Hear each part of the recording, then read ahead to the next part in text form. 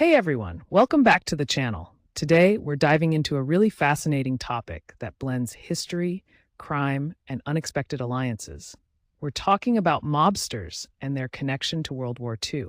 It's wild how some of these notorious figures actually participated in the war, while others were helping the government in ways you might not expect. First up, let's talk about mobsters who served in World War II. It's kind of surprising, but many of these infamous guys had military backgrounds. Let's start with George Barone. This guy served in the Navy, which is quite a contrast to his later life in the Genovese crime family, one of New York's biggest mobs. After his time at sea, Barone transitioned into organized crime. He was known for his tough demeanor and connections throughout the city. Next is Matty the Horse Ianiello. Matty served in the army during the war and eventually found his place in the Genovese crime family too.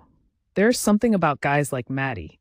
They have this way of being involved in both the fight for their country and the gritty underbelly of organized crime afterward. His nickname hints at a guy you wouldn't want to mess with.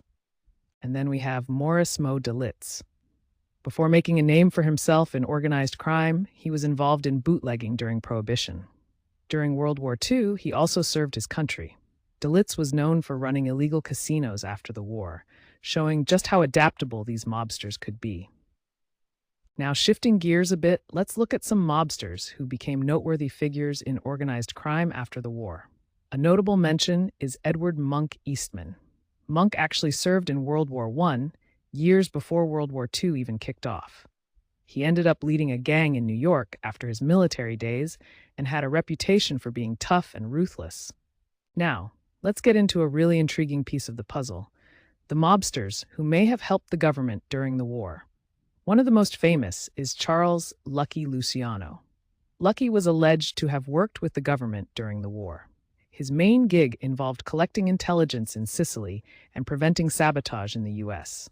Luciano's contributions were believed to be pivotal in ensuring that vital war operations went smoothly. This brings us to Operation Underworld. This was a fascinating program. The United States government decided to cooperate with figures from organized crime during World War II. The aim was to counter spies and saboteurs, limit the theft of war supplies, and avoid labor strikes. Just imagine a secret meeting between mobsters and government officials. It's like something straight out of a movie. So, to wrap it up, isn't it wild to think about the dual roles these mobsters played during World War II? Some were fighting for their country, while others were working with the government to protect it in their own way. It's a stark reminder